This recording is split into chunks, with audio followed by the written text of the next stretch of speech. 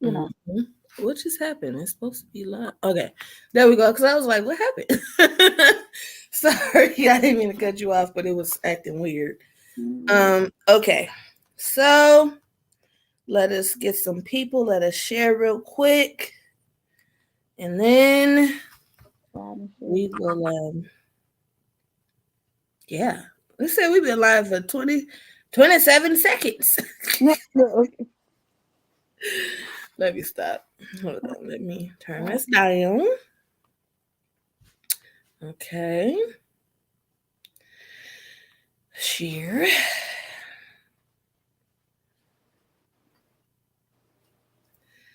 Um, Ready. let me see. Nyla, can you turn the heater on, please? I'm cold. Girl, why you got me thinking about turning my dang on heat on? What is it, 50 degrees here this morning? I'm like, wait a minute, where did this come from? Listen, I don't know what happened, but it's cold. I'm in my living room feeling like I'm Girl, outside. freezing, huh? Mm-hmm. And I have this little hoodie that I have on. It's not like it looked thin because it has little holes in it, but it really is really warm. So if I'm cold, it's cold.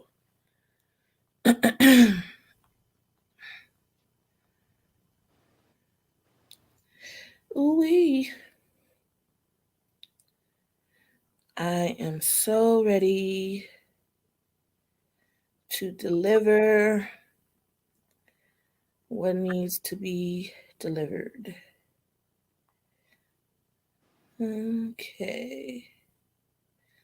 I Um, love how you and Nala was too cute going to the Wakanda. oh, Y'all had y'all yellow on. That's so sweet.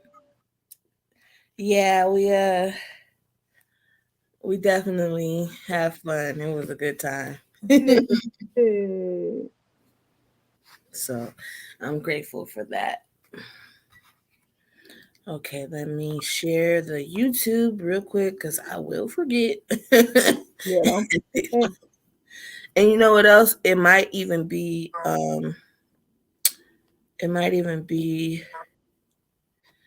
unlocked. So I might have to actually make sure it's public too. Let's see. Oh, it's only for friends.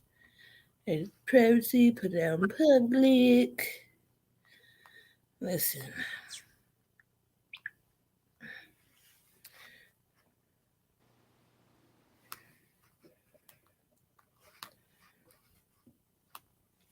Alrighty.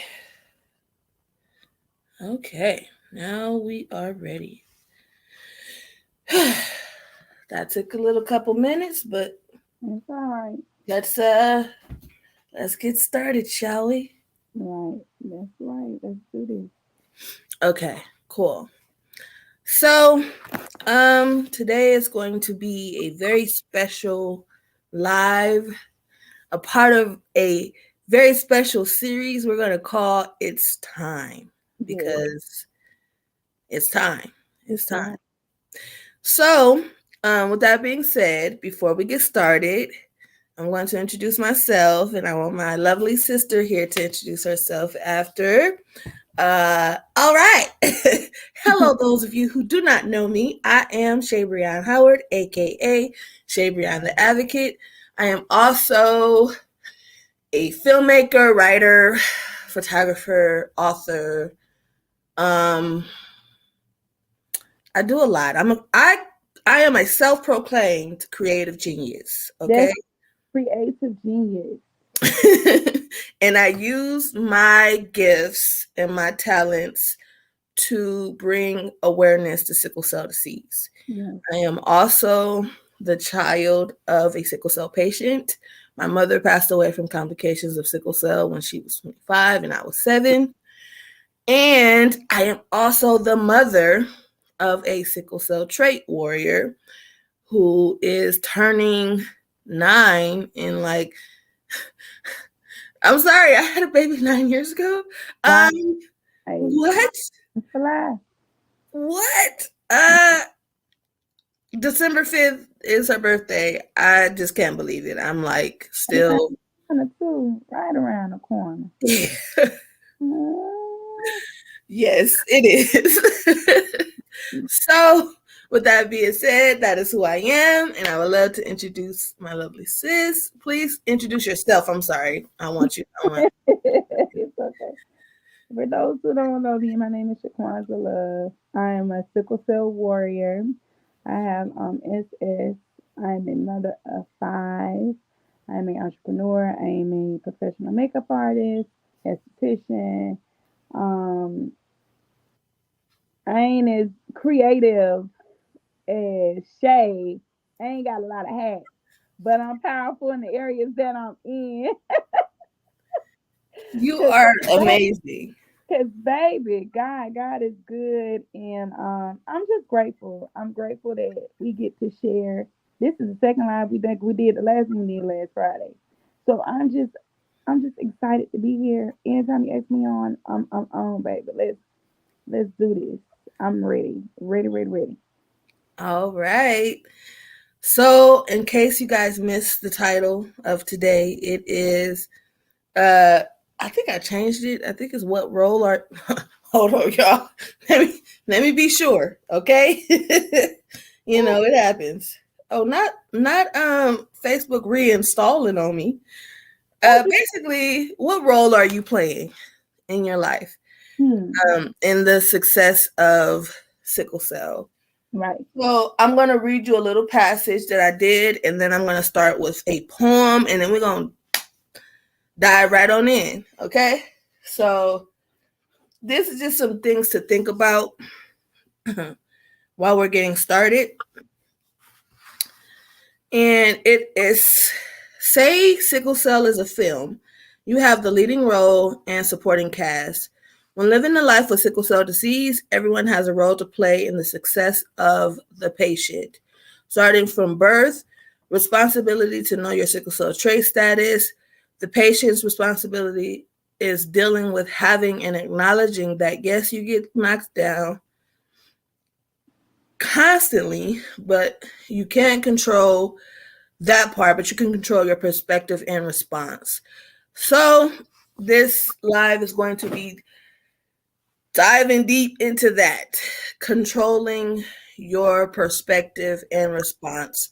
Now, I know that this past almost year, I have been doing lives with a number of brilliant people in the community. I'm so proud and happy that I've had the opportunity to work with the people that I worked with. Um, and we've had a lot to say on different subjects, knowing Right. your worth, um, you owe you, stop shortchanging yourself, all these things, and it's great in retrospect, but we're all speaking from the same perspective, right? We're like minded. So in our heads, it's natural. This is easy. Not well. It's easy because we've been doing it for so long. Right. So it's easy to get caught up in why don't you just do it like us? When how can someone know what to do if we don't provide the tools and resources to do such a thing? Correct. Right. So its time is basically going to be a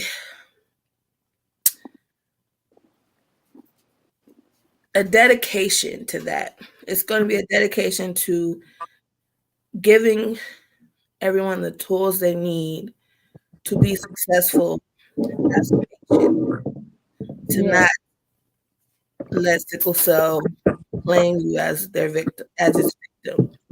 Um, and I know it gets hard, and everybody has their own blueprint. Like Shaquansia has her blueprint for what works for her. That's I it. have my blueprint for what works for me and what has worked for me.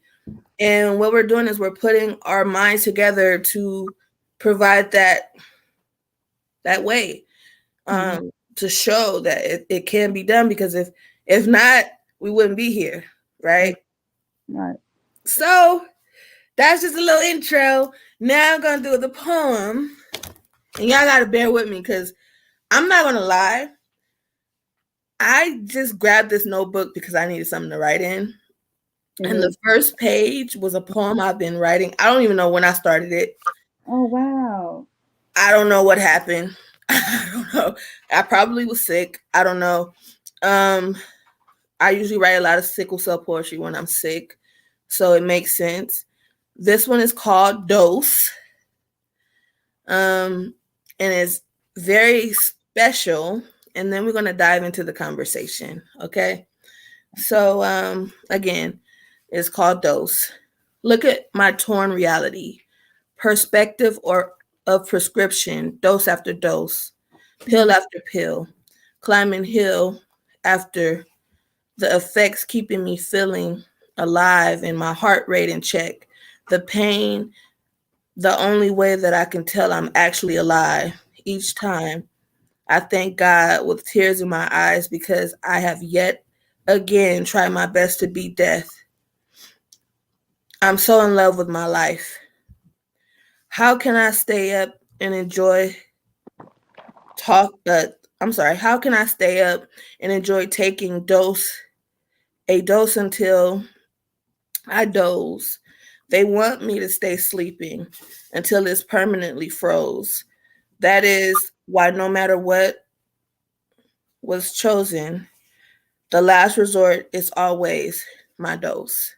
Hmm.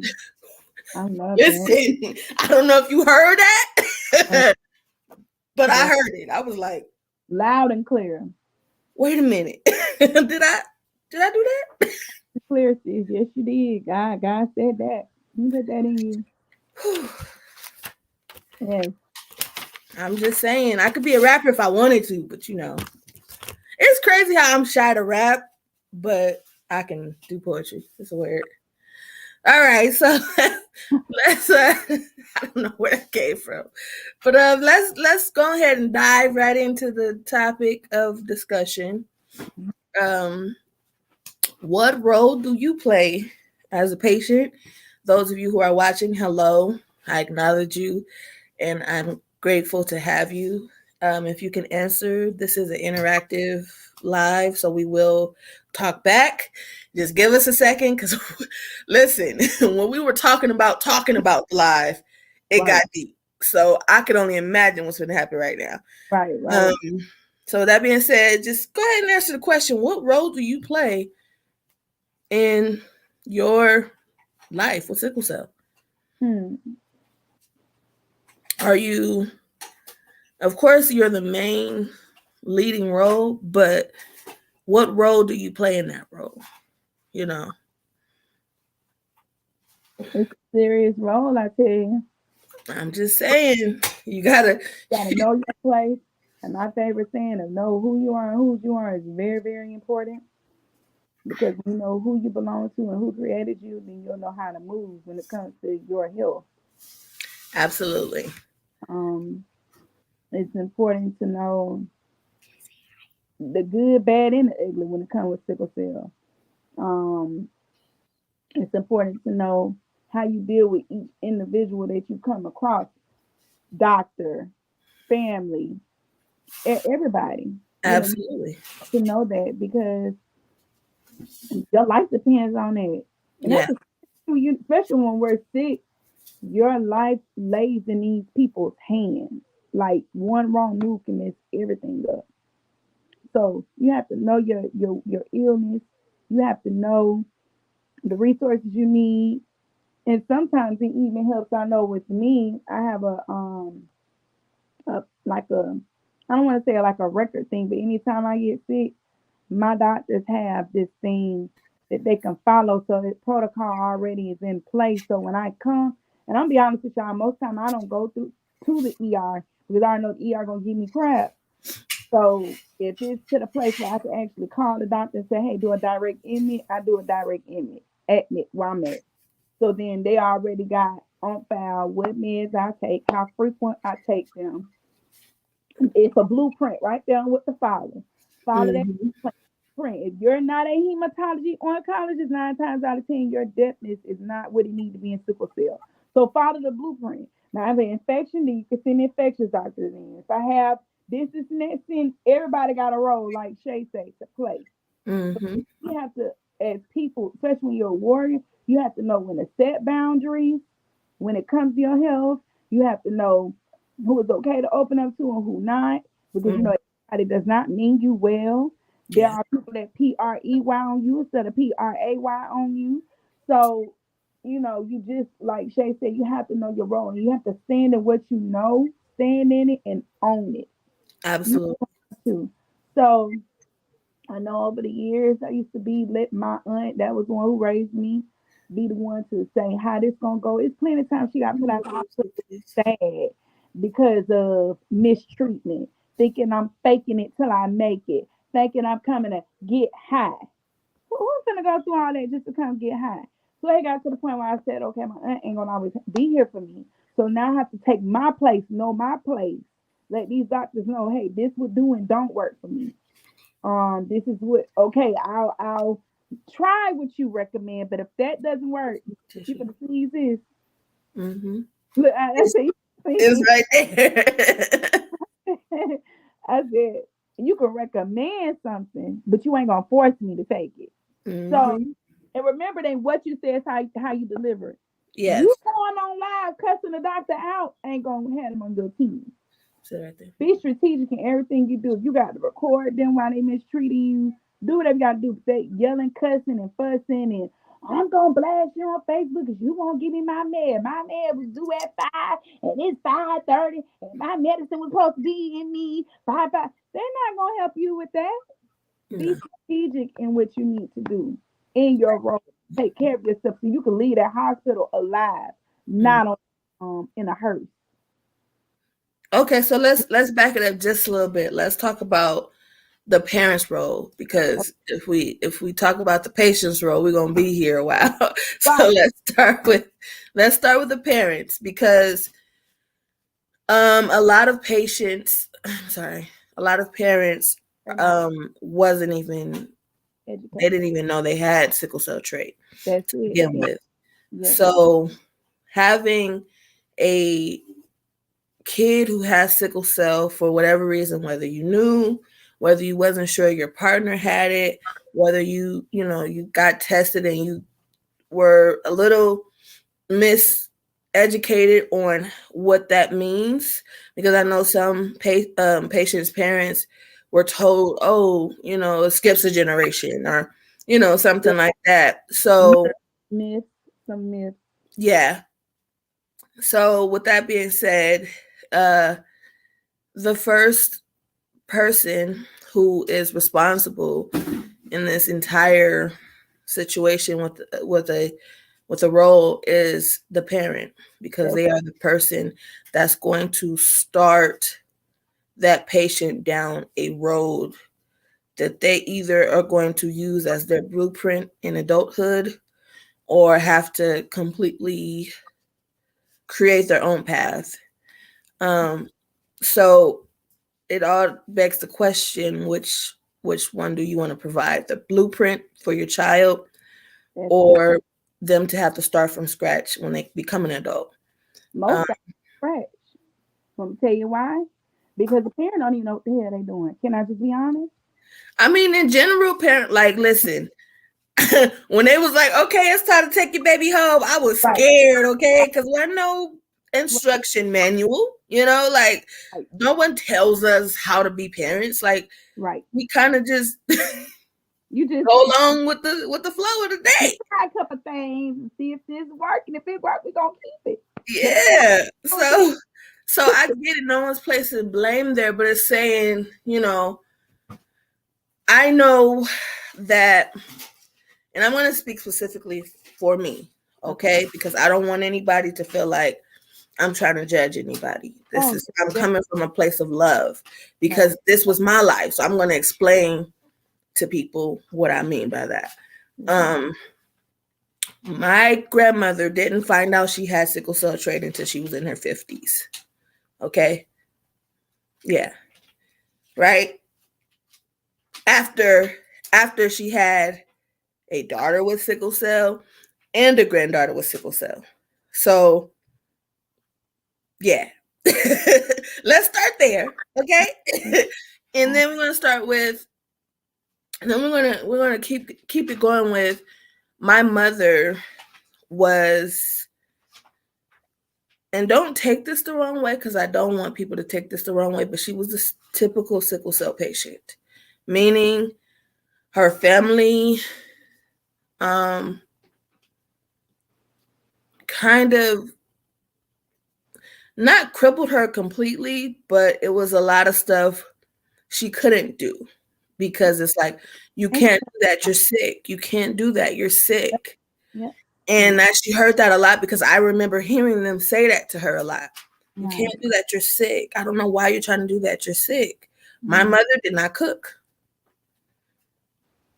We ate fast food. If we got hungry, she did not go into the kitchen and cook. We would go and get food.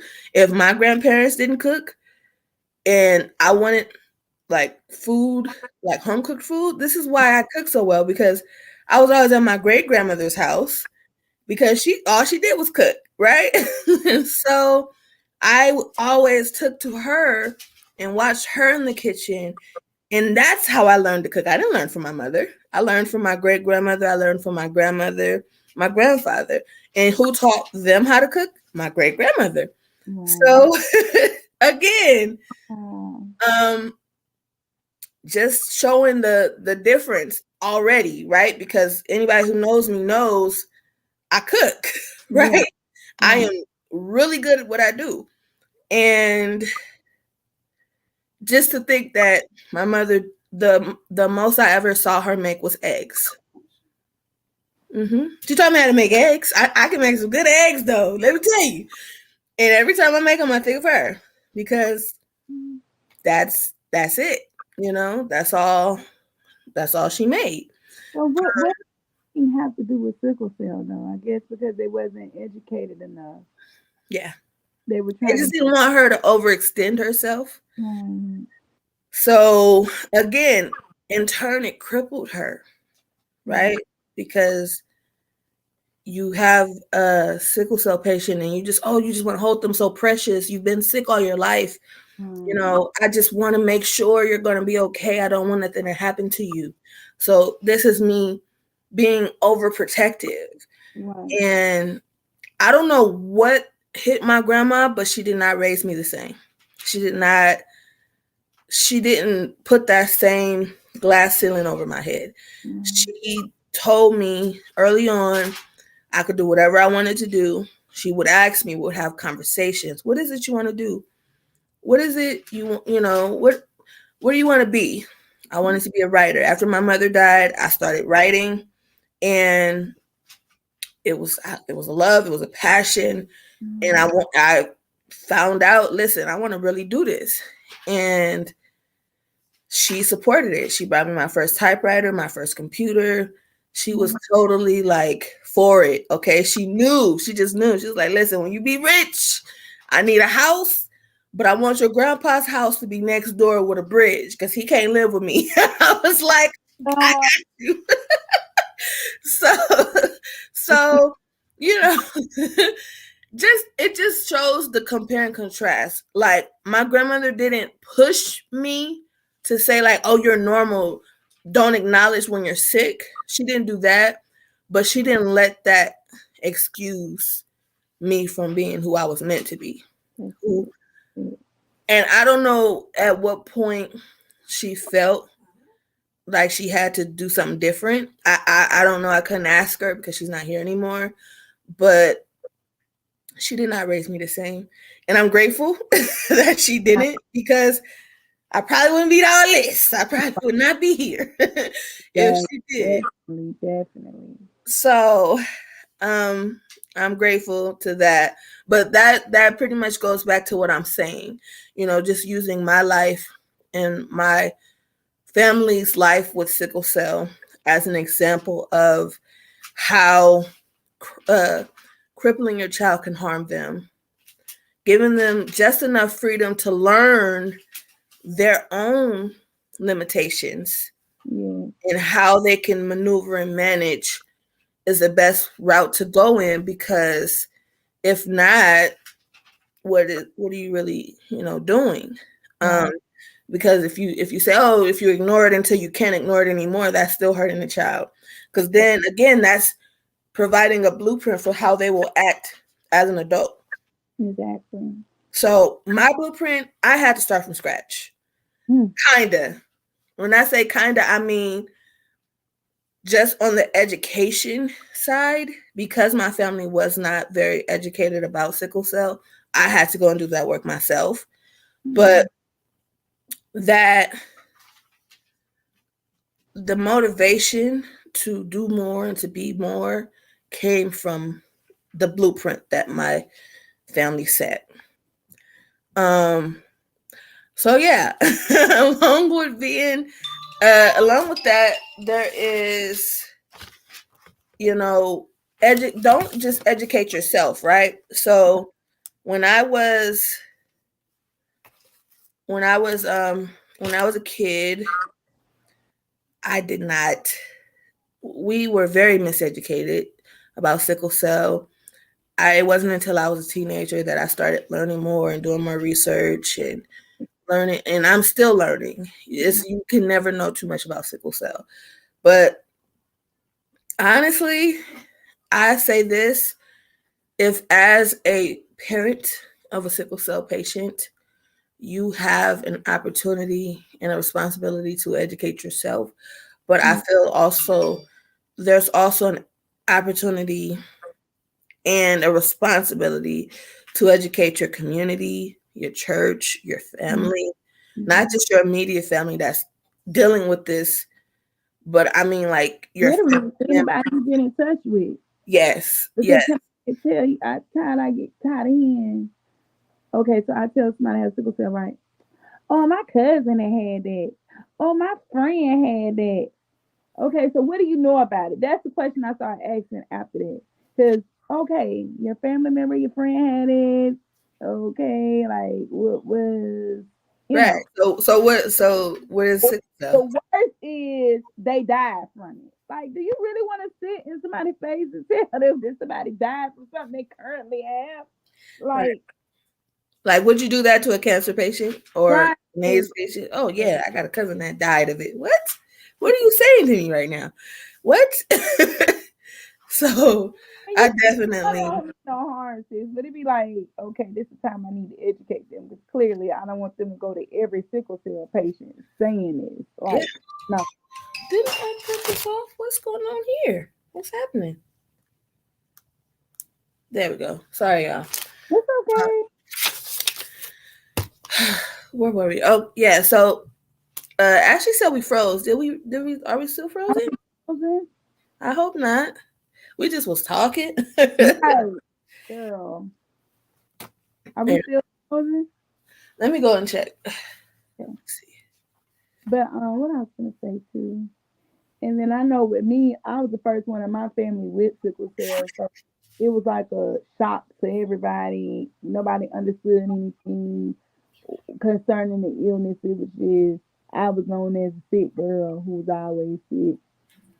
Um, and by the time my folks never really educated me on my illness, it was one of those like Shay said, I kind of had to start from scratch to learn it, to educate people. My mother, I don't want to get too much into that, but my mother had her own trauma issues that she was dealing with to where she couldn't really I don't want to say teach me how to be a woman, but be that example for me.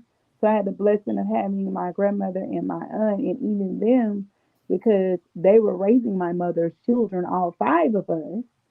It was hard to really focus on me with sickle cell, bringing awareness and stuff. Everybody's goal was to just keep me healthy and keep me as normal as possible. Yes, I got whoopings, even though I barely got any because I was never one to really get in trouble. But yes, I cheered. I participated in sports. Yes, I swam. No, I never went in a crisis from swimming. Um, it was a lot of things, like I said, they allowed me to do. And if they felt like it was too much for me, then they'll tell me, hey, we can't do that. But other than that, yes, I was allowed to work when I wanted to work. Yes, I was allowed to do any and everything as long as it did not affect my health. When it starts to affect my health, that's when we'll have like a come to Jesus meeting. Like, look, Kwanzaa, I know you want to do this. But this is not working. We got to try something else. But yes, I went to college. Yes, I had a job. Yes, I did everything. And I'm so grateful to God that my people did not treat me like I was sick. Because, like you said, it would have been a crippling effect. I wouldn't be the woman I am today, the passionate entrepreneur, feel like I could take on anything today had I not had that instilled in me. Mm-hmm. And then certain things, other things that, as far as life, had to learn by default. Like learn how to cook because my mama didn't know how to cook, so I had to learn to cook from my siblings. Stuff like that. So I just thank God that I was not one that was crippled with sickle cell, but more so pushed to be my best self. Because, like you said, we need a blueprint, sis. You're right. And can I tell you, y'all, all of us, I'm sure we all experienced this going into a, yes, ma'am. Who is that? One of my kids shy. Anyway, they gone. But going into adulthood, I didn't know where to start or what to do. It's like my folks dropped the ball. Like I literally was like a fish out of water. I became 18. I was changing doctors. I had been doing this doctor all my life, so to go from that doctor to a whole new doctor because I was 18. I was like, huh? What? So then I had to get a new doctor. Then I ain't like the new doctor because for the longest time, her biggest thing was you can't get pregnant, you can't get pregnant, you can't get pregnant. And it was so crazy because right when I she ended up moving away back to her home country, I got pregnant. It was so crazy how that happened. So I was scared because I wasn't educated as an adult. I didn't have a blueprint. So I had to learn, research, go with the flow. Then I ended up with the doctor that I have now, who I love. He's like a dad to me now. That said, no, it's not that you can't get pregnant. It's that we don't recommend you guys having kids because of the stress that it puts on the body. And every time I get pregnant, baby, he'd be ready to pull out a belt and whoop me. Even to this day, if I get pregnant, he'd be ready to fight me. But he has a little attitude, and then we get through the pregnancy. But every time I get pregnant, he'd be ready to box me because he's like, you just be playing Russian roulette. I said, it's not playing Russian roulette. I just feel like if God put a baby in me, he felt like I could bring it to fruition. And boom, I got 4 beautiful kids. Absolutely. What a blessing. So that's what I'm saying. We have to, it should be some type of, Shay, maybe you can do this. And maybe this will be something that they'll adopt years from now. Like a course or something that helps kids from transitioning from being a teenager to adulthood. Because I'm telling you, there's like a drop. It's like Yeah. you had a doctor up to you between 18 and 21. I know here in Florida it was for me for 18. I know some people say it's 21. I don't know. But I know here in Florida, 18, they were switching me and it was quick. Yeah. Um, Social Security benefits, everything. It was just like a swap. And it was crazy because it wasn't a switch in, okay, here you go. This is all you need. I lost my benefits and everything. So I had to reapply for benefits. It was so much I had to do that I did not understand why I had to do it. So I know for a good 2 years I had to go without health and doctor care because I didn't know what to do. I had nobody to turn to. And then finally I had linked up with another sickle cell warrior who was older than me instead of twins. And I thank God for them today, still in my life today. They were ones that educated me and told me, okay, this is what you need to do. This is how you do this. This is because my family didn't know no better. I, up until 8 years ago, was the only one in my family with sickle cell. Mm. It was so crazy, Shay. And I'm just transparent. I'm being honest. My sisters, God bless their heart, and my brother did not understand sickle cell. So growing up, they looked at me like I was the favorite and despised it because I was so sick and everybody, checked on me and were there. Mm-hmm. Well, the sister that was, oh, I'll never have any sick kids, blah, blah, blah, blah, blah. Because if it comes with this, blah, blah, blah, blah, got not one but 2 kids with sickle cell. Mm. So I'm no longer the only person in the family with sickle cell. Now I have my nephews. So now I feel a whole new mission of making sure that I'm educated enough so that they're not growing up. Even when my kids now talking to them, they all have sickle cell trait. Unfortunately, I did everything by the book and they still came out with the trait. I don't know what it was. Maybe the gene too strong. I don't know. But I did everything by the book, Shay, and they still end up with the trait. So I got to teach my kids. You get with someone, you can possibly have children with sickle cell if you're not, that's the first. I tell them the first education you need to have when you get with somebody. First conversation, you have to try because I'm not trying to have my children go through what my mother go through because it breaks my heart, my kid's heart when I get sick. So I said that same feeling I have when I get sick. I don't want y'all to have to go through that with your own children. So now I feel a mission of making sure they're educated. I tell everybody in the world what type of test it is. Get tested for sickle cell. You go to your health department, get tested. Like Shay said, it's so important that Yeah. you know your status. I can't stress it enough. I hate that we're now in the 2000s and we still having this discussion of people not even knowing what a hemoglobin electrophoresis is. That is crazy to me. Yeah.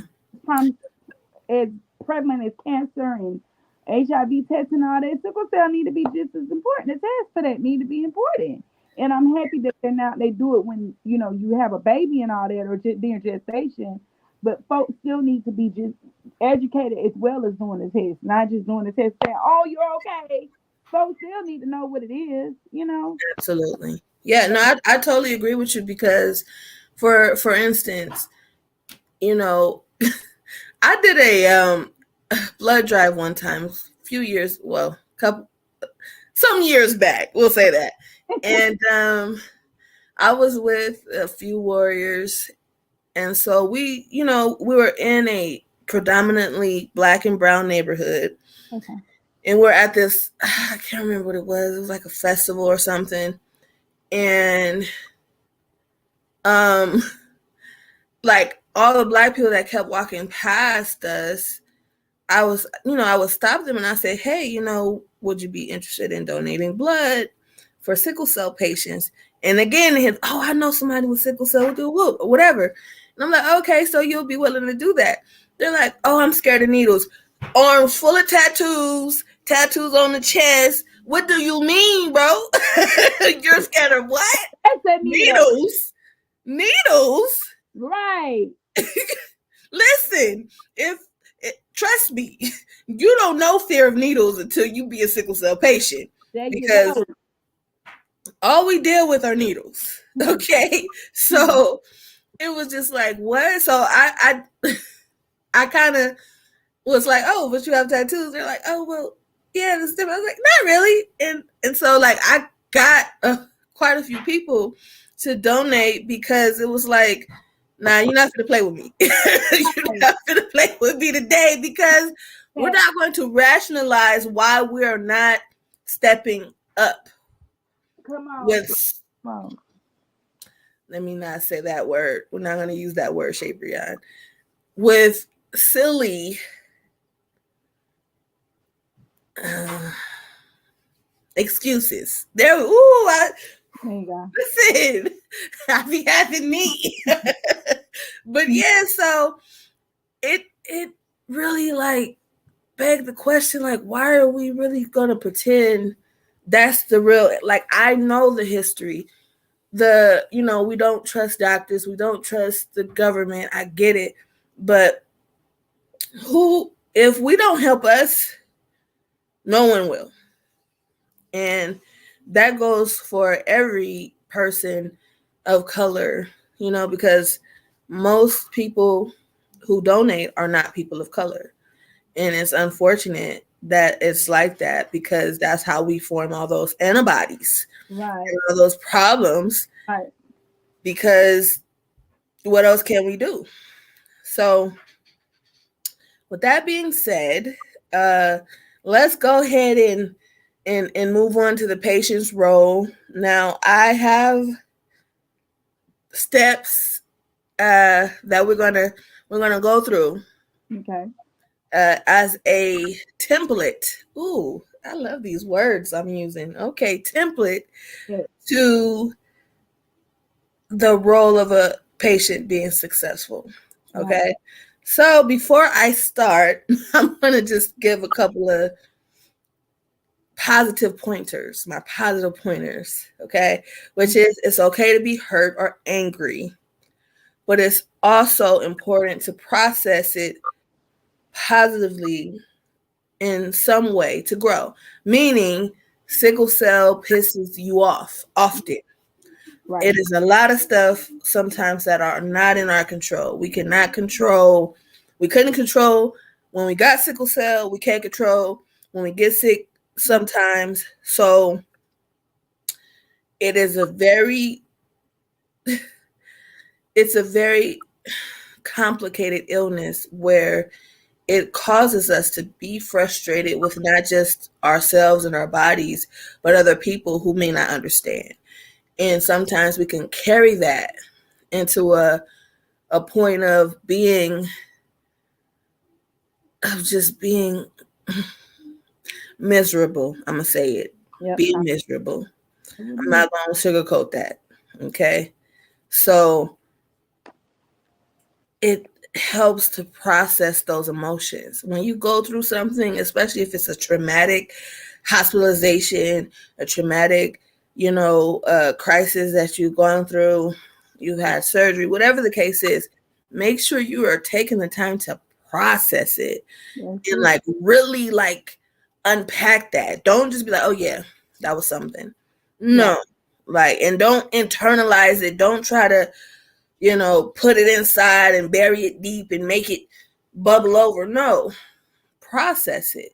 That's Deal it. with those emotions. If you want to cry, if you want to curse, if you want to scream, if you want to hit something, I don't advise you hit someone. That's probably not, I'm not going to you to do that. But, just give yourself permission to release that in whatever way you feel necessary. For me, it's writing poetry. Sometimes my poetry is angry, sometimes it's happy, sometimes you saw the one I just read and that was why I read it, so you could understand that that's how I process stuff, right? Mm. Okay, so another positive pointer is staying the same is a comfortable lie. Hmm. It is staying the same person you've always been and telling yourself, oh, this is who I am. Whether you like it or not, somebody gonna feel it. Now, here's the thing. I can relate to a point because I'm always the first person to say, I'm not everybody's cup of tea, but I'm somebody's shot of tequila. Now, Come on. I like that.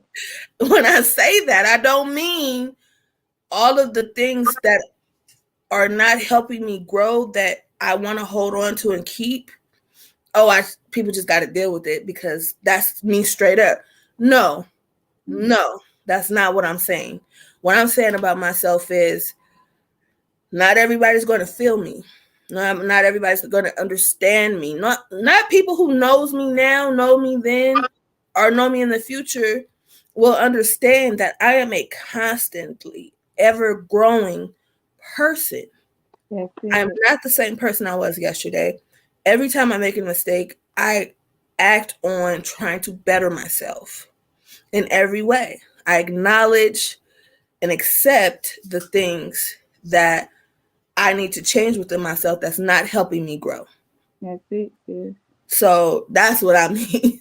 And if you still don't like me, that's when I say I'm somebody shot of tequila. Okay? Straight up. All right. So moving on to the how to break free, right? The steps. Okay? So we're going to unpack step by step what it is, right? So step 1 is accept that you are no one's victim, especially not sickle cell. Come on here. Now, when I say that, it's because when you have sickle cell, you can feel like a constant victim and you can put yourself in a role. That's going back to that word again, the role of the victim. Now, when I ask the question, what role do you play as an antagonist or a protagonist in your story? So you can become, if you do feel like a victim, there's nothing to stop you from becoming the victor. That's You it. are not a victim. You're no one's victim. And when you step outside of that role, that's step 1. That's it. That's step 1, I'm telling you. Yeah. If you're at a crossroad right now and you like, I cannot do this anymore, step 1 is acknowledging you are not sickle cell's victim. It does not have the power over you that it proclaims it does. That's No, it. nothing or no one does. So whether it's sickle cell, whether it's what you're going through, whether it's people, all of that, I'm sorry, none of that is worth your life. That's it. So when you say, oh, I'm just so sick and tired of being a victim, if you mean that, you will change that immediately. Never say you're a victim again. Always say, I am not anyone's victim, especially not sickle cell, and tell it to yourself loud. Look at yourself in the mirror. Look at your body parts. That's Boss up, okay? Like, you it. got to go there. You got to take it all the way there. I'm That's telling you. that's it. So, do you have anything to add to step one, sis? About I think more so it's a mindset thing once you decide. Because can I say, and I'm not negating from us having sickle cell. Don't take me, don't get me wrong when I say this, but everybody has a thorn. That's what I was telling Shay when we were off here. Everybody has a thorn in their life that they have to deal with. I'm not trying to make it all religious, but everybody has a thorn in their side. mm-hmm. To decide how you're gonna deal with that thorn in your side. We all got issues, schisms, and isms that we deal with. So because we know that, you have to make up in your mind that, like she said, you're not gonna be a victim, but you're gonna be victor. You're gonna turn tragedy into triumph. You have to make up in your mind, I don't want to be confined to a hospital bed forever. I don't want to have to go to the doctors over and over again. There is life outside of sickle cell. It is not a 360 thing where I gotta keep doing the same thing every day. Because then the minute you make up in your mind and you say, okay, I'm not gonna let this take over me, your body feels and here receives that. So then your body has to line up with your mind. And then here comes the, I have dreams and goals I want to reach. So now that your mind and your body in sync and you're believing yourself, your spirit is thriving because now I'm reigniting what's in me. And now I can take on any challenge. And we're gonna have, like I was saying in the shade, we're gonna have moments when we get sick. But to me, I look at them as my refocus and recalibrate period. So yes, get my rest. But after that, what can I do to focus on my goal and push myself in baby steps? We got to get out of that. We're gonna reach this goal by tomorrow. Baby steps. You take those baby steps, they become big steps, and then you then reach your goal. Mm, So Shay's right. We have to make up in our mind that this is not going to be the thing that defines us. yeah. It's not going to. It's going to be there. It's something we got to deal with. And y'all know how many prophecies I've heard of. Oh, God is going to heal you from sickle cell. Your blood is going to turn normal.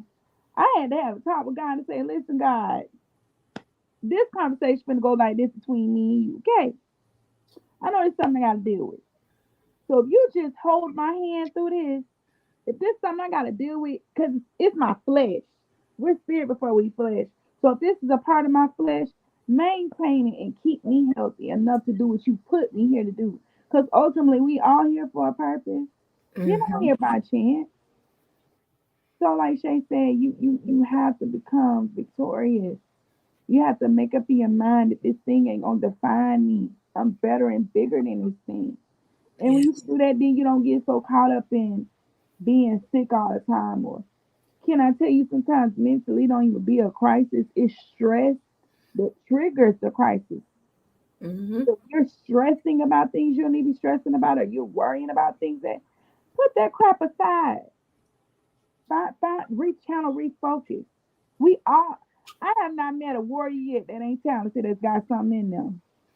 Yes. That's And what God has gave us to use to prosper. But what you was gonna say? Go ahead, sis. I'm sorry, I didn't mean to cut you off. no, I was just gonna say it kind of um brings us to step two, which is basically start building your village. Jesus, Okay. good one. Okay. So That now true support will come with truth and vulnerability. come on, Meaning if you really want a village to really take you serious, you're going to have to let your guard down. You can't do it with your guard up. You yes, can't, yes, because no one will know you, the true you, or know what you need or how to be a part of your village That's if you're it. not completely honest with them. And to add to that, if you cannot be vulnerable with the people that you want to consider your village, they are not your people. Hmm. Find your people. Hmm. If you find yourself having conversations of vulnerability with someone and it's not reciprocated, let me break that down just a little bit. Come on. Okay? Come on. Come When on. when you find yourself being open and honest and transparent with somebody to a point where you not expect but you hope that they can do that for you in return, give you that same level of openness. Um and they don't,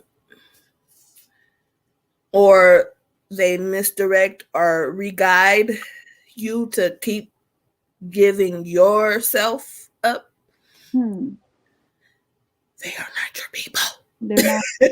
They're not your people. And it's okay to accept that, because sometimes we want to force fit ourselves somewhere and we want to just squeeze in and we want to be like, "Ooh, no, these have to be my people because they're great. They're amazing. Mm, I want these type of people." right. Listen here. Sometimes you will be placed with people everybody thought were throwaways. Hmm.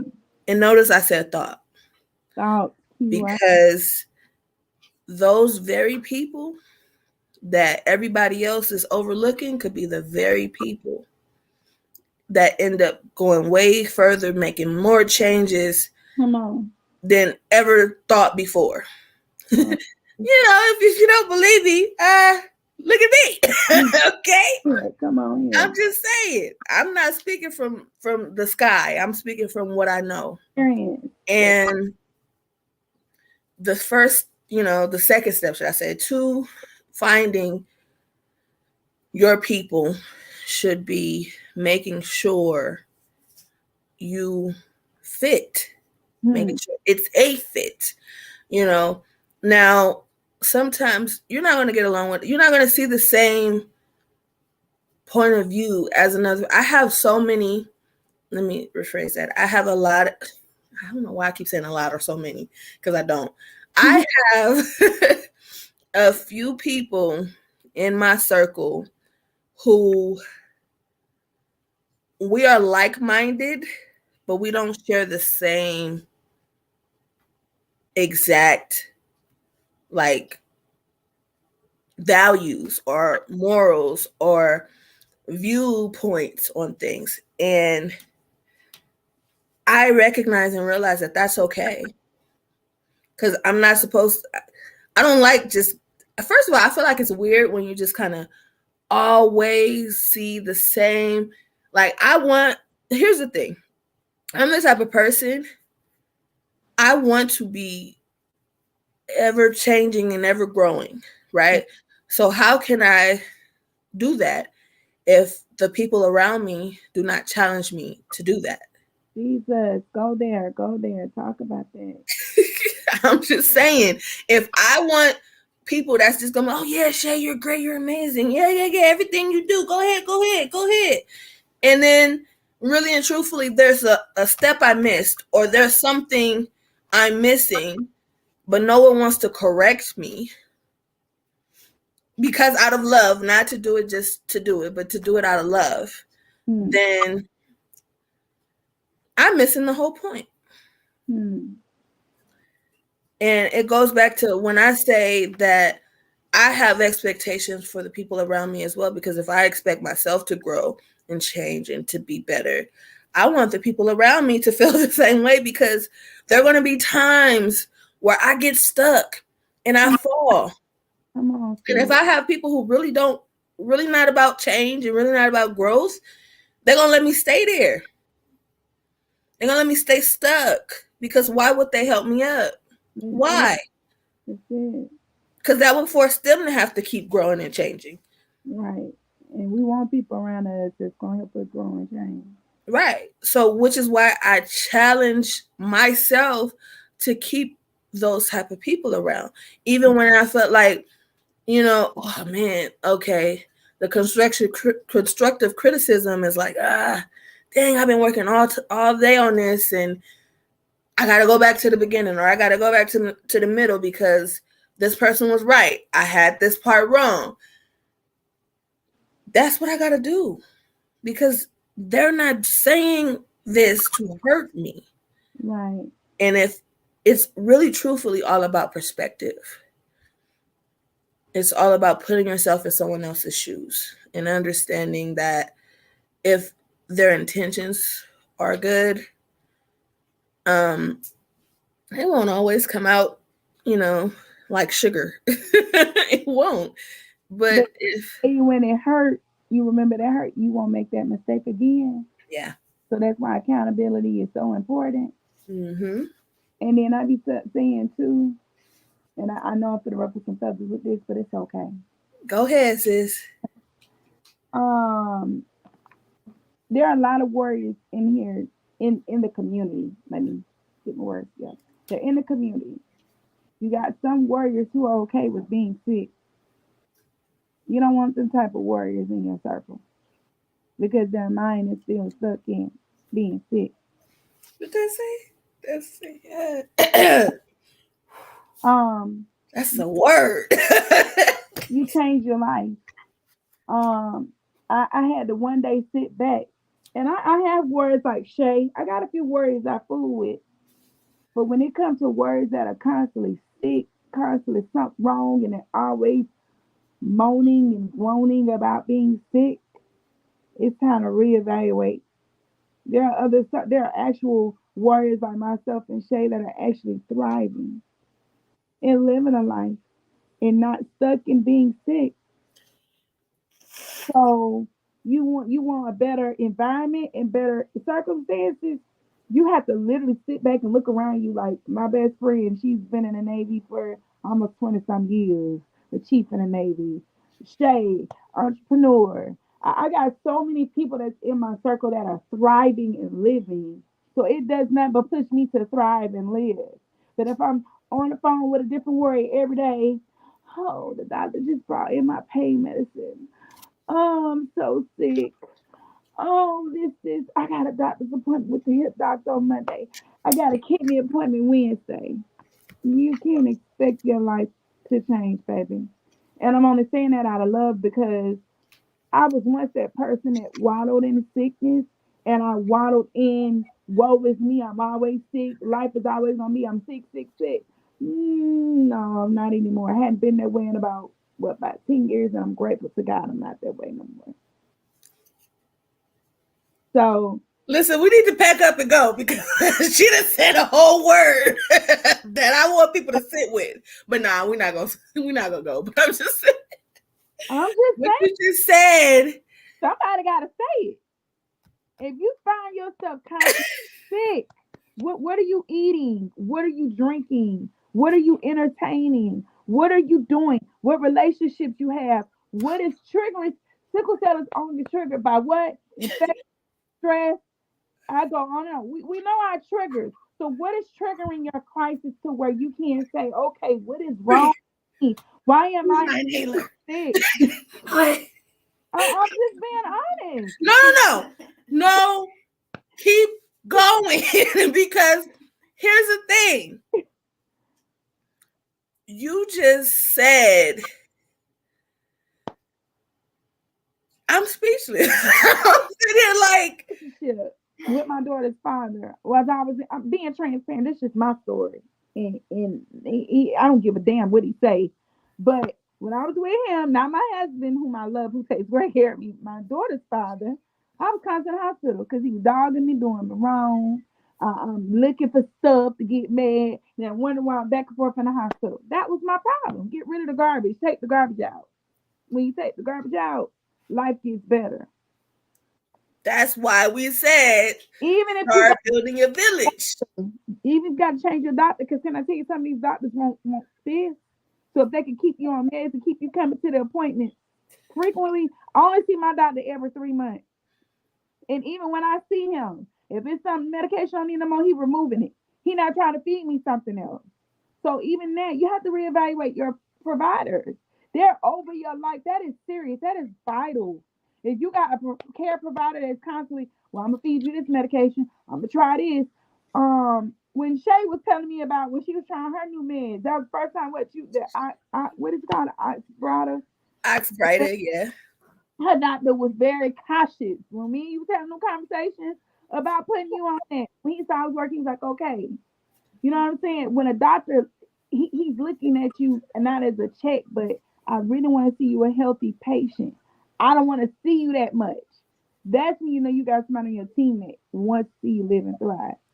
You don't want a doctor that's constantly telling you, oh, I need to see you this month. We got this new medication. We want to try this. And then we're going to increase this. And then we're going to increase this. Well, damn, if we're gonna, are we going to take anything away? Or are we going to just be on all this medicine? Because when I tell you all this medicine is not good for you, it's not. Keep it for what you need it, and then once you get better, remove it. All Yes. unless it's something that's long term and it's working and good. But God is y'all source, man. Ask God to do what He needs for you, man. And life to get much better. I never in a million years thought I would be an entrepreneur. I thought I was gonna be a sickly human. I was waiting on my day to die. That is depressing as hell. Yeah. And it's so many patients, sickle cell warriors out there like that. They Yeah. wait on the day that they die. Baby, don't just exist, live. I'm so happy that was your second thing. Check your circle, your support. When I tell you your support system can either breathe into you or kill you. It's one of the two. Which And one? there is no gray area. There is no in between No, on that. There no. is only breathing life or death Yeah, into you. that's it. Because honestly, um, I changed everything. And I didn't know how I was gonna do it, how, where, when, any of it. But Right. do you know? I prayed. And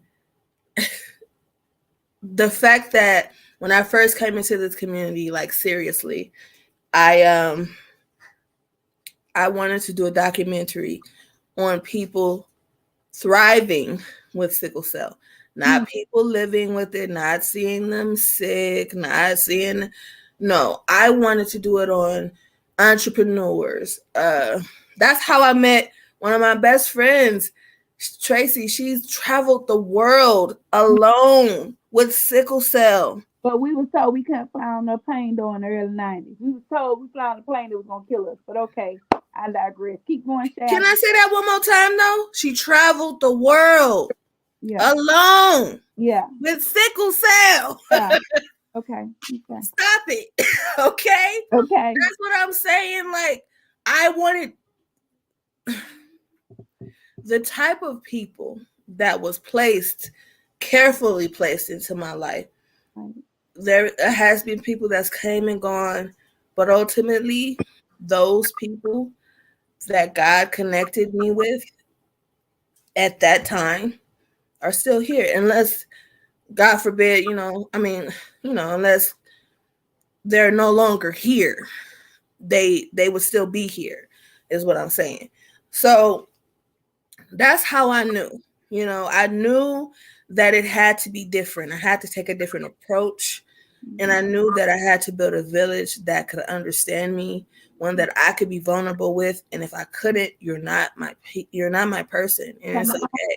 come on. You're not my there are some people to this day who really truly don't even know what I've been through. They Hmm. think they know me. They don't know. They have Right, no idea. right, Unless right. they've heard it from someone else, they didn't hear it from me. And It's it's because I some know source who you my people are. right. So that's going to bring us to step 3. Hmm. All right. Step 3 is get in where you fit in. Hmm. All right. So you have something you are great at, or at least good at. Come on. And if you are not sure what that is, explore it and learn for yourself. Because a lot of people, you know, they tell them, "Oh, I'm not good at anything. I can't do nothing. I'm not good at anything. What am I?" And I want to say, I know that's a lie, because especially people with sickle cell. I don't know if God was just trying to make up for the fact that, we got to deal with this crazy life. Right. But I haven't met an untalented one yet. Me neither. And that's true. Like, I'm so serious. I'm so proud of seeing all the things that we accomplish, all the times. I'm so proud of everyone. I'm proud of myself because there was once a time where I knew I wanted to be a writer, but I was so scared. I just kept writing. I had books and notebooks of writing that I never, ever would put out, publish, write, nothing. Right. So to be a published author now, Which is dope as hell. Dope, dope, dope.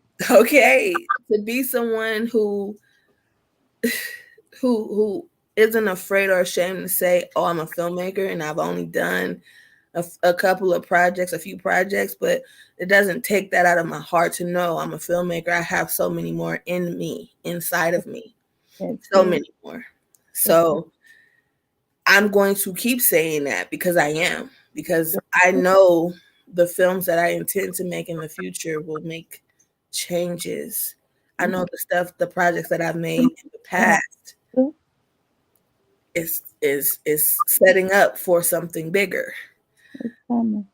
Okay, you have anything you want to add to that before we move on to the next step? You right, sis. Just knowing your gift. Going back to what I said, knowing who you are and who you are. You thought God, he'll tell you who you are. There's Mm-hmm. a person on this planet who don't have a purpose. And don't mean your purpose is meant for it to be global. Sometimes your purpose is meant to heal who's amongst you. We got to get out of what we're trying to attract and attract what God wants you to attract. Because it's a difference. Yeah, Who wants a whole bunch of people around them that ain't worth crap and draining you versus being around people that, like she said earlier, the exchange going on. I got somebody pouring it to me and I'm pouring it to them. It's an even exchange. yeah. So Ooh. knowing where you fit in, know your gift, push your gift. If you go to school, I'm going to stress this because this was me. I ain't going to never finish my degree. I'm always so sick, I ain't going to finish. I got a degree in health service management and I'm an esthetician. Nothing is impossible with God on your side. Nothing. I don't care if it takes you 10 years to get the degree. Keep going. Absolutely, You absolutely. may take a marathon, but keep going. Don't give up. And don't allow you hearing bad news to deter you from God, what God put in you. That good. Every pain verse a purpose. Mm-hmm. Every pain. It ain't nothing you ain't dealt with in your life that ain't going to produce something great. You just got to tap into that and don't get so caught in the pain and the hurt that you don't see the sun shining after the storm. That So goes back to step one. yeah, Don't be the victim. that's it. So yeah, uh, That's why I have to add on. Just know your purpose and know who you are, who you are. And once you tap into that, I don't care what comes in your way. Stay focused and keep going after it. Keep going. absolutely. Okay, step 4: build yourself up. Don't tear yourself down. That's A it. positive mind builds a positive life.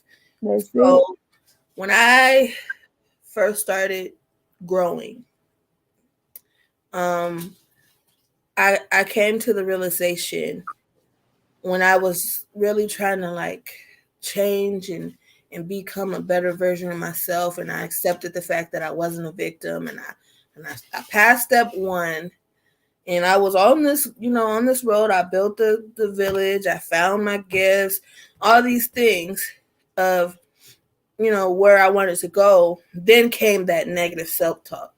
Oh, who do you think you are? You can't do this. You can't do that. And every single time something negative popped in my head, I would instantly replace it with something positive. Instantly. Because after a while, it trains your brain, Hmm. because you have the lie, right? Telling you, oh, you're not good enough. You can't do this. You're sick. You are well. You are healed.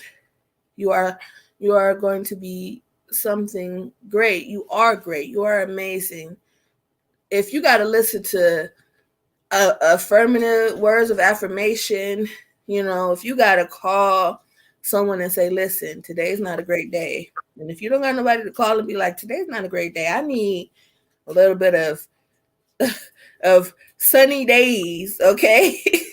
Everybody loves them. Yeah, yeah, Okay? But tell me, can you stand the rain? Because I need some help. right. Um, not singing a song, okay? I was, anyway. so, so I just have a quote I want to give you guys. It's a quote that popped up when I was writing this, and it says, if you are tired of starting over, stop giving up. Hmm. And I think that's one of the realest things I ever read, because it's like we've already talked about, well, I've talked about with Cassie before, that start stop and having to keep going from a point. But think of it like this. Um it's one thing to pause what you're doing, but if you're giving up, of course you're going to feel like you're starting over all over again. But if you're pausing, just press play. Just keep pressing play every time you can, as soon as you can. And don't be afraid or ashamed to baby step. Listen, people want to know how I do stuff. I baby step. I will start something else, start something else, start something else. Then I'll go back and baby step everything until Hmm. it's all done. Exactly. Because why else? What else is there to do? Okay. You have anything you want to add to the step 4? Build yourself up. Don't tear yourself down. Um, that's it. That's all what you said. Build yourself up. Don't tear yourself down. Because we are our own worst enemies. We're our own worst critics.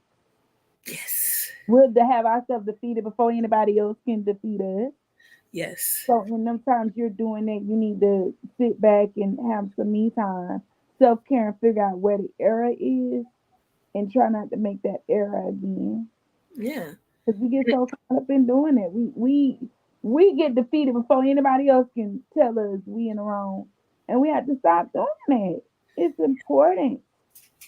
And if You you're in, whatever energy you get, whatever vibe you're giving off, that's what people are gonna receive.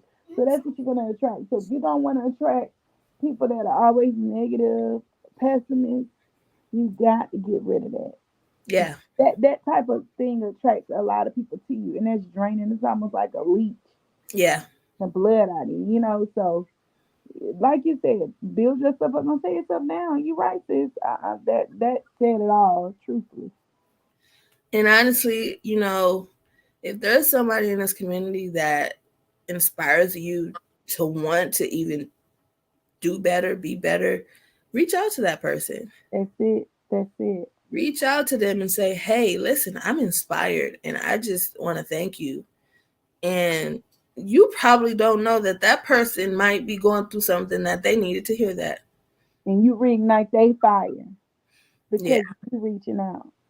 absolutely. Hmm. So yeah, that's step 4. Now we're on to step 5. Okay, this is our 5th step, and we're gonna wrap it up after this step. And it may be more steps, but for right now, we're gonna give you step 5. Yeah. So step 5 is educate yourself as much as possible. Hmm. Not just educate yourself, but look to the elders in the community. That's, Listen to what works for them. that's it. I will tell y'all this, and I'm going to be completely honest. I've always been the type of person, even when I was very young, to listen to older people. I liked hearing their stories. I liked having guidance from older people. Some people, especially young people, they're like, I figure it out for myself. But for myself, I enjoy knowing, oh, I should probably be cautious right here. Or Right. just listening to how someone got through something. Now I'm Hmm. gonna give y'all the greatest example of all. When I was 17 years old, I I was probably like 16 and a half, to be honest. It's it was a time when they had senior project. We had to pick a subject and do a 10-page paper and a big project about it, right? So Right. I chose sickle cell. And when I chose to do mine on sickle cell, I challenged myself to educate myself more on sickle cell. Like I said, educate yourself as much as possible. But also, I chose to do a documentary on older women living with sickle cell. Now, I'm gonna tell y'all this: I don't have that anymore, and I hate that I don't Why? because I lost it in my storage. So that if I didn't, I would still have it. And I'm telling you, it was gold. It was something. It was a national treasure because although I don't have the footage anymore, the footage that I had created, Yeah. I have the memories that I created with these wonderful, amazing women. And I was able to sit down with them. I remember like yesterday, I would take the train to LA. I would go to stay with my godmother, and she would drive me with my equipment that I borrowed at the time. Okay, I didn't have the equipment. I wasn't qualified. See, when you kind God qualified me. of Okay. up, God set you up. See, Yeah. So I would remember, like, I would go on a Saturday, I would go to the foundation and film these wonderful, amazing ladies. I would have all these questions and we'd talk for hours. And they sat there and they gave me wisdom in what their life was like dealing with sickle cell, living with sickle cell, and how they overcame what they went through. I've built amazing bonds, especially with one of the ladies. Her name was Josie. God rest her soul. She yeah, actually passed away a little bit after my project was over. yeah, Um, she was a fireball, man. She was amazing, and I just remember why I wanted to do it on sickle cell. Um, Specifically the documentary I did because I got tired of hearing, oh, sickle cell patients don't live past 40. And so I was like, bet, let me find out. And I will never forget, I reached out to Peter Graham. I don't know if anybody knows who Peter Graham is, but yeah, see, he was amazing. He was actually my mom's mentor growing up. And he became, anytime I called him, anything I needed, he would make it happen. He worked for the Foundation of California for a while, but he left again shortly after my project. yeah, So yeah. uh, I I'm pretty sure he's still around somewhere. I listen, internet people. Now let me stop. Oh, But it would be lovely if I could, just speak to him. It's been a very long time since I was 17. So yeah.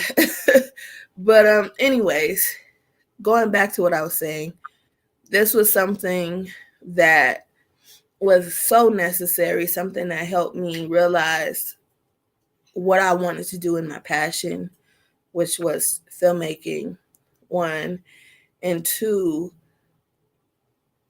it ignited something in me that became who I am today.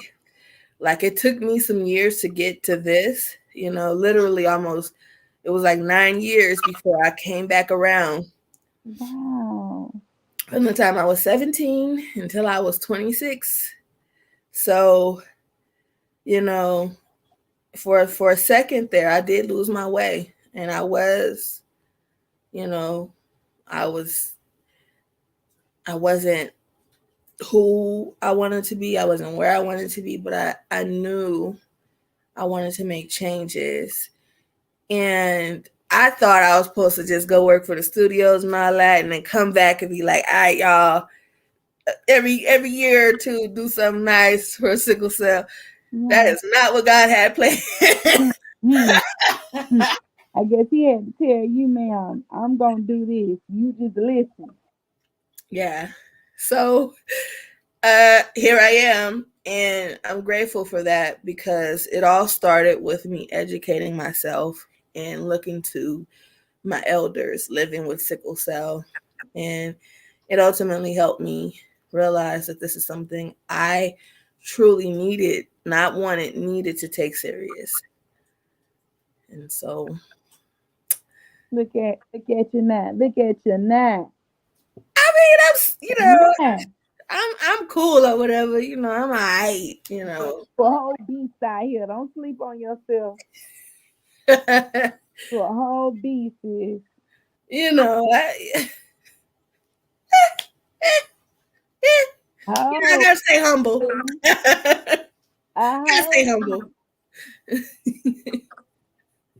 God, like you said, God does things 360. So it's in His time. And Yeah, about series. I and guess. it went back to just me not wanting.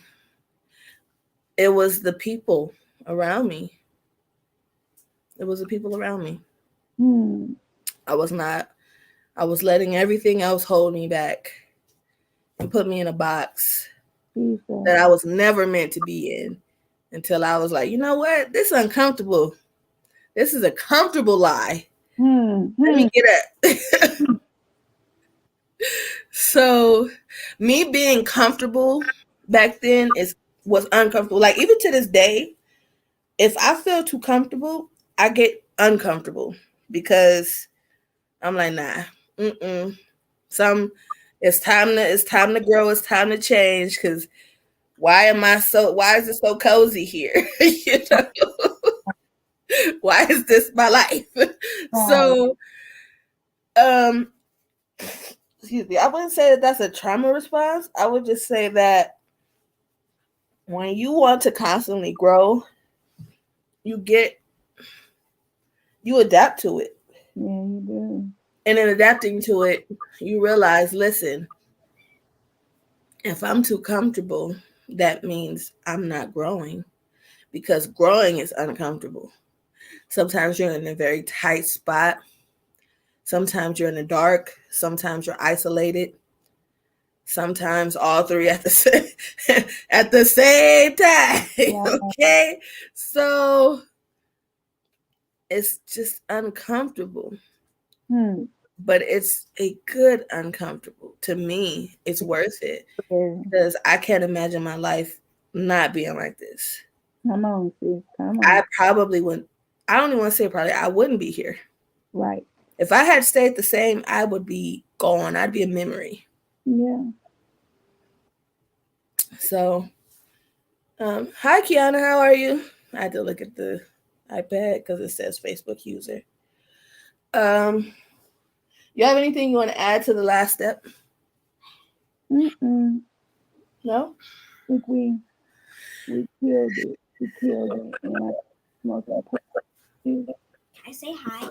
that Hi. now look, baby, hey, that it's important that you choose today to get up. Get up. It's time to get up, and it's time to fight, and it's time to recognize your purpose and tap into that and know your role, like Shay say, when it comes to sickle cell. We are the biggest advocate. We're our own advocates.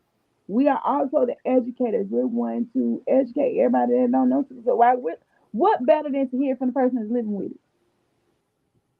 Okay. So everything, like you said, is full circle. All this. And here you are today on the live, having a moment, realizing, okay, God, you brought me to this divine moment. So what are you trying to tell me? Even in me and Shay speaking of this, we're learning and we're, okay, God, we're going to try this way. You told us this way, but now we're going to go this way and see where it leads us. Because it only gets greater later. So Okay. I'm just excited about what's God is doing this time. It's too much going on in the world today to not be tapped in. It's too much resources out here to not be tapped into your gift and Mm-hmm. allow it to expand in the way it needs to touch others. And then as you touch others, He gives the blessing. So if it's money you need, that's how you get it. When you pour out, He pour back. So know what you're supposed to be doing, tap into it, and push towards it. And know you got me and Shay cheering you on.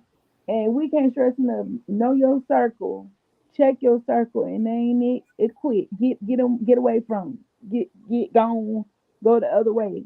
Because you can't have anything hindering you. We're in a time where we need to be.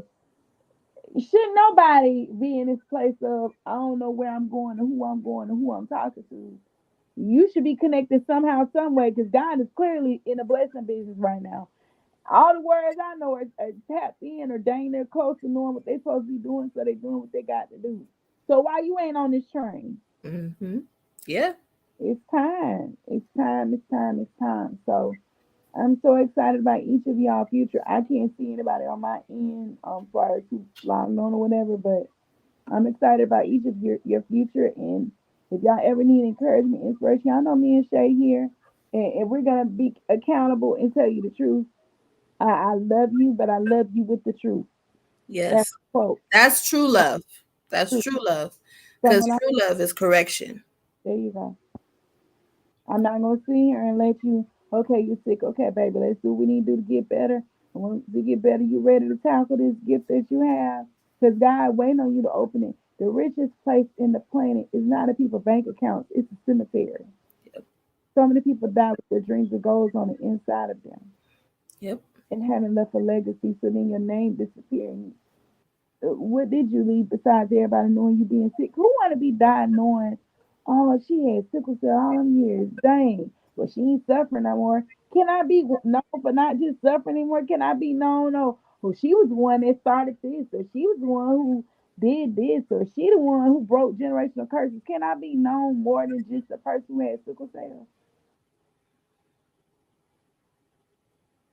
So think about that. We get so caught in the negative things in our life that we don't focus on the positive, and we miss out on the blessings that God has given us right in our face. And 9 times out of 10, everybody anointed and needs right here. So Yes. what is your gift? What are you supposed to be doing with it? Figure that out and tap into it. And be the best at it. Don't compare. Don't look to the left or right. Look straight forward. Don't look to this side. Don't. I You had to. can't compare what you Can't do that. You you gotta stay. cannot compete where you do not compare. That's it. Cannot compare you. And I said this the last time I was live, but you can't. And it's okay to be inspired by someone. That's It's okay to be, oh my God, that sparked something in me. I want to do that too. Let that person know, listen, you inspire me to do this. Okay, cool. Don't find the inspiration from that person and then go into competition. There is no competition. that's it. What competition? Hmm. No, really.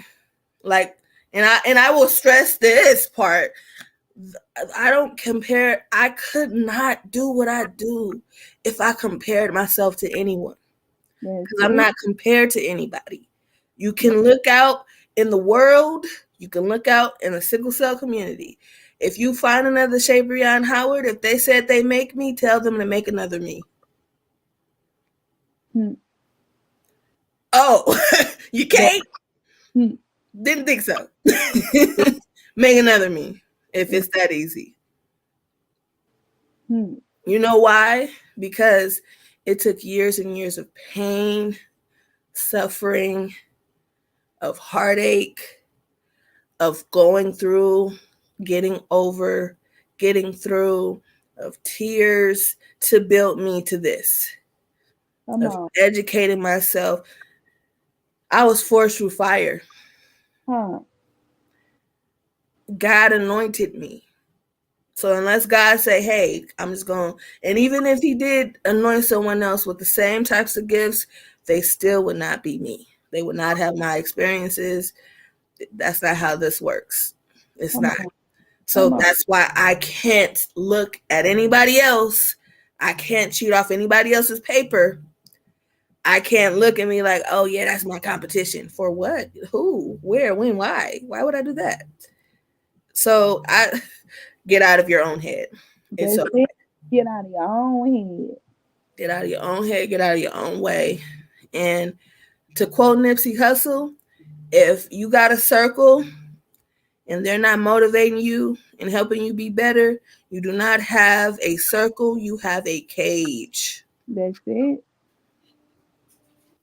So let me know when you get out on early release, you know? Huh? Let me know. Because I'm trying to throw you a welcome home party.